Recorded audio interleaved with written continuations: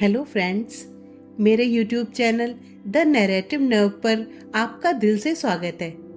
UP के वृंदावन में कई प्रसिद्ध मंदिर हैं जिनमें भक्तों की गहरी आस्था है।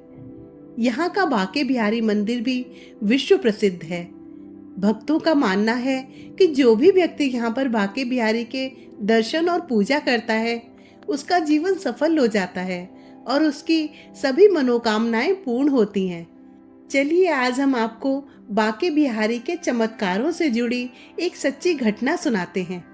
लेकिन उससे पहले दोस्तों, अगर आप मेरे चैनल पर नए हैं और अभी तक आपने मेरे चैनल को सब्सक्राइब नहीं किया है तो प्लीज़ उसे सब्सक्राइब कर लें और साथ में लगे बेल आइकन को प्रेस करना बिल्कुल ना भूलें, ताकि मेरी हर आने वाली वीडियो का नोटिफिकेशन आपको पहले मिल सके।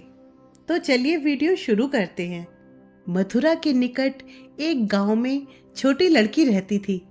वृंदावन के निकट होने के कारण वहां से बहुत लोग ठाकुर जी के दर्शनों को जाते थे। जब वो छोटी बच्ची 5 साल की हुई तो उसके घर वाले बांके बिहारी जी के दर्शन के लिए जा रहे थे। उस समय वाहन बहुत कम होते थे। उनको दर्शन को जाते देख उस छोटी लड़की ने कहा, पिताजी मुझे भी अपने साथ ठाकुर जी के दर्शनों के लिए ले चलिए।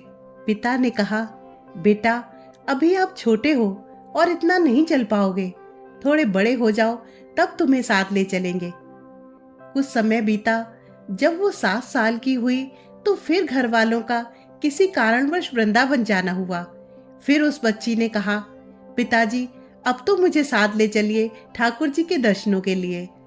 लेकिन किसी कारणवश वो उसको नहीं ले जा सके। बच्ची के मन में ठाकुर जी के प्रति बहुत प्रेम था। वो बस उनका मन से चिंतन करती रहती थी और दुखी भी होती थी कि ठाकुर जी के दर्शनों को नहीं जा सकी। गांव में उसके सभी सहपाठी प्रभु जी के दर्शन कर चुके थे। जब वो सब ठाकुर जी के मंदिर और उनके रूप का वर्णन करते तो इस बच्ची के मन में दर्शन की ललक और भी बढ़ जाती थी। समय अपने पंख लगा के उड़ता गया।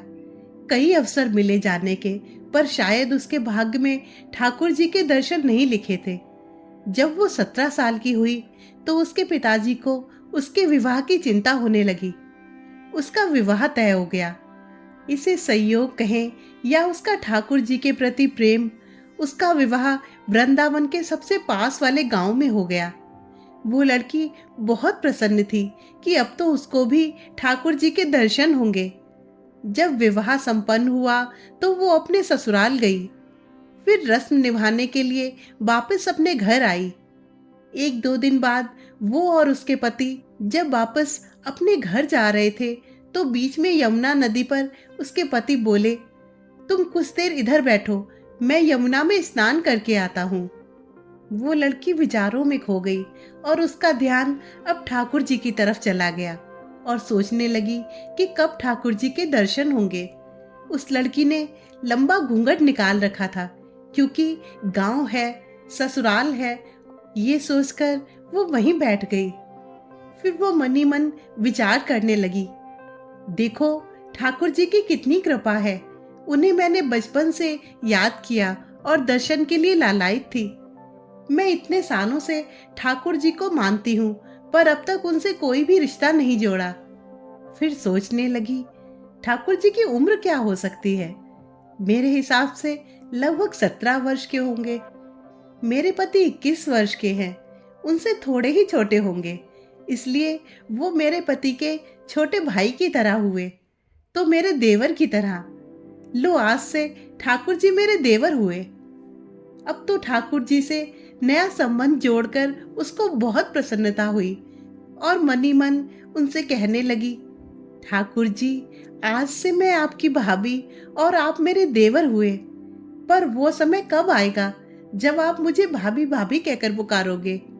जब वो किशोरी ये सब सोच ही रही थी तभी एक किशोरावस्था का सांवला सा लड़का उधर आ गया और कहने लगा, भाभी भाभी। लड़की अचानक अपने भाव से बाहर आई और सोचने लगी, वृंदावन में तो मैं नई हूँ, ये भाभी कहकर कौन बुला रहा है। वो नई थी इसलिए घूंघट उठाकर भी नहीं देखा कि गांव के किसी बड़े बूढ़े ने देख लिया तो बड़ी बदनामी होगी। जब वो बालक बार बार कहता पर वो उत्तर ही ना देती, तो बालक उसके और पास आया और बोला, भाभी, थोड़ा अपना चेहरा तो दिखा दो।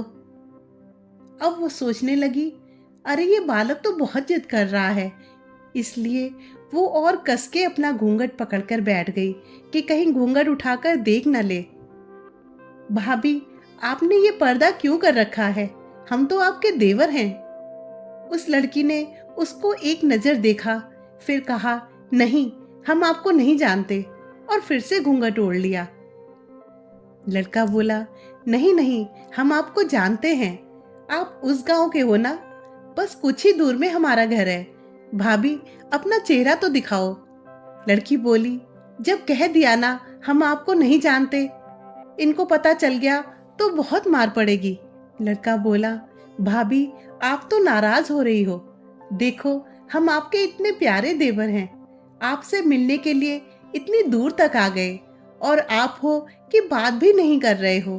क्यों आप हमसे मिलना नहीं चाहते? और इतना कहते ही उस लड़के ने घूंघट खींच लिया और चेहरा देखकर भाग गया। थोड़ी देर में उसका पति भी आ गया और उसने अपने पति को सब बात कही। पति बोला, चिंता मत करो, वृंदावन बहुत बड़ा थोड़े ही है। कभी भी किसी भी गली में अगर लड़का मिल गया तो हड्डी पसली एक कर दूंगा, फिर कभी भी ऐसा नहीं कर पाएगा, फिर कभी भी ऐसा नहीं कर सकेगा। तुम्हें जब भी और जहां भी दिखे मुझे जरूर बताना। फिर दोनों घर चले गए। कुछ दिन बाद उसकी सासू माँ ने अपने बेटे से कहा, बेटा, देख, तेरा विवाह हो गया, अब बहू भी मायके से आ गई है, पर तुम दोनों अभी तक बांके बिहारी जी के दर्शन के लिए नहीं गए। कल तुम जाकर बहू को ठाकुर जी के दर्शन करा लाओ। अगले दिन दोनों पति और पत्नी ठाकुर जी के दर्शन के लिए मंदिर जाते हैं। मंदिर में बहुत भीड़ थी। लड़का कहने लगा, देखो, तुम स्त्रियों के साथ आगे जाकर दर्शन करो, मैं आता हूँ। वो लड़की आगे आई और जैसे ही उसने अपना घूंघट उठाया और बांके बिहारी जी की ओर देखा, तो बांके बिहारी जी की जगह वही बालक मुस्कुराता हुआ दिखा। वो चिल्लाने लगी, सुनिए, जल्दी आइए। पति जल्दी से भागा भागा आया और बोला, क्या हुआ? लड़की बोली, उस दिन जो मुझे भाभी भाभी कहकर भाग गया था, ये वही लड़का है। पति ने कहा, कहाँ है? अभी उसे देखता हूँ, बता तो जरा। लड़की ठाकुर जी की ओर इशारा करके बोली, ये रहा, आपके सामने ही तो है। उसके पति ने जब देखा तो हक्का बक्का रह गया और वही मंदिर में ही अपनी पत्नी के चरणों में गिर पड़ा और बोला, तुम धन्य हो, वास्तव में तुम्हारे हृदय में सच्चा प्रेम है ठाकुर जी के लिए। हम इतने वर्षों से वृंदावन में हैं, पर आज तक हमें उनके दर्शन नहीं हुए, और तेरा भाव इतना ऊंचा है कि ठाकुर जी ने तुझे दर्शन दे दिए।